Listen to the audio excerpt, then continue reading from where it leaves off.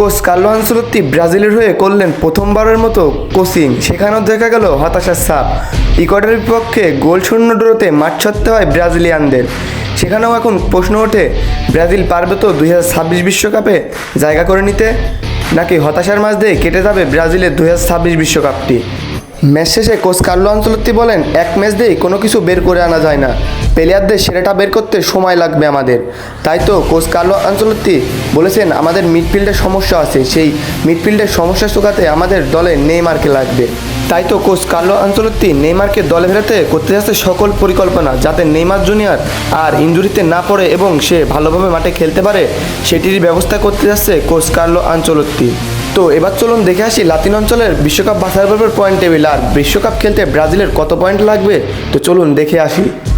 এক নম্বরে রয়েছে আর্জেন্টিনা, যারা কিনা 34 পয়েন্ট পেয়ে ইতিমধ্যে বিশ্বকাপ বাছাই পর্বের টিকিট নিশ্চিত করে ফেলেছে। 2 নম্বরে রয়েছে ইকুয়েডর এবং 3 নম্বরে রয়েছে প্যারাগুয়ে। 4 নম্বরে রয়েছে ব্রাজিল, 5 নম্বরে রয়েছে উরুগুয়ে, 6 নম্বরে রয়েছে কলম্বিয়া, 7 নম্বরে রয়েছে ভেনেজুয়েলা, 8 নম্বরে রয়েছে বলিভিয়া, 9 নম্বরে রয়েছে পেরু, 10 নম্বরে রয়েছে চিলি।